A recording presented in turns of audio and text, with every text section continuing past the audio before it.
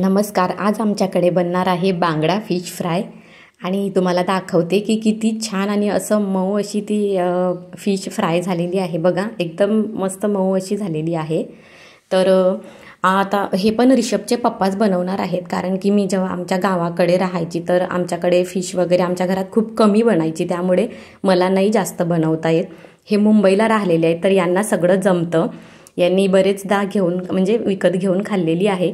तर आता फिश यांनी मस्तपैकी धुवून घेतली, 2-3 पाण्याने धुवून घेतली. त्याच्यामध्ये जे काही असेल घाण वगैरे ती सगळी स्वच्छ करून घेतली त्यांनी. एकदम बघा, एकदम व्यवस्थित अशी धुवून झाली. तर मुंबईला ते बऱ्याच वेळा आणायचे आणि मस्त बनवायचे, तर त्यांना सगळं व्यवस्थित माहिती आहे एकदम.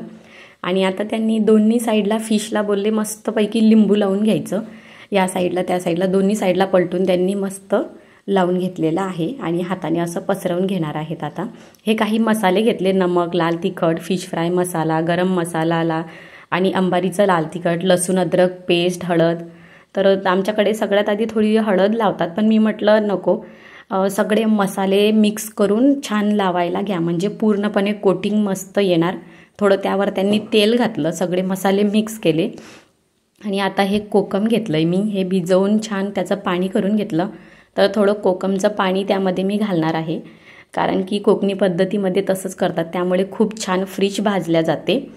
आणि थोडं पाणी मी त्या फिशवर पण घातलं. आता आम्ही पण कोकणातच राहायला आलो आहे म्हटलं, म्हणजे खूप छान छान मासे मिळत आहेत, एकदम ताजे फ्रेश असे.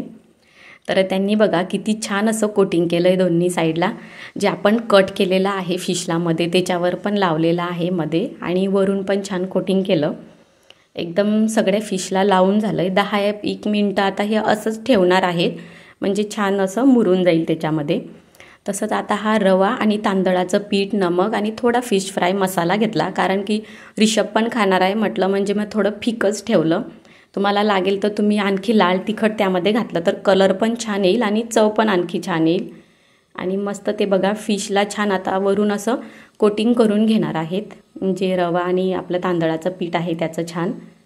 आणि अशा प्रकारे सगळं इकडून लावून घ्यायचं. आणि कढईमध्ये तेल गरम झालेलं आहे आणि त्याच्यावर आता ते फिश त्यांनी टाकलेले आहेत. दोन्ही साईडने छान पलटून असं फिश फ्राय करून घेणार आहे. 6 ते 7 मिनटं लागले, एकदम कमी आचेवर छान असं या दोन्ही साईडने त्यांनी शेकून घेतलं. बघा किती छान असा मसाला दिसतोय आपल्याला, की छान असा शेकलेला झालेला आहे असा. मस्तपैकी ते फिश फ्राय होत आहे. तुम्हाला लागेल तर तुम्ही शेलो फ्राय, डीप फ्राय, जसं वाटेल तुमच्या आवडीप्रमाणे तुम्ही ते करू शकता. आणि दोन्ही साईडने अलटून पलटून सतत पलटत राहायचं, म्हणजे दोन्ही साईडने व्यवस्थित एकसारखी भाजल्या जाईल.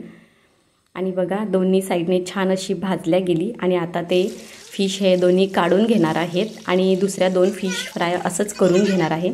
पण मी तर तुम्हाला 2च दाखवणार, कारण की ऋषभला आता घाई झालेली आहे, फिश दे म्हणतोय खायला. तर तुम्हाला दाखवते. सध्या थोडी गरम आहे, पण तरी हळूच त्यांना म्हटलं थोडं काढून दाखवा की किती छान अशी झालेली आहे ती. बघा एकदम मऊ अशी झालेली आहे. तुम्ही पण अशा प्रकारे नक्की बनवून बघा. आणि आता ते दोघे बसणार आहेत, फिश फ्राय झालेली आहे आणि खायला बसणार आहेत. तुम्ही पण छान छान नवीन रेसिपी अशा बनवत राहा, बघत राहा. पुन्हा भेटूया नवीन रेसिपी बरोबर. बाय.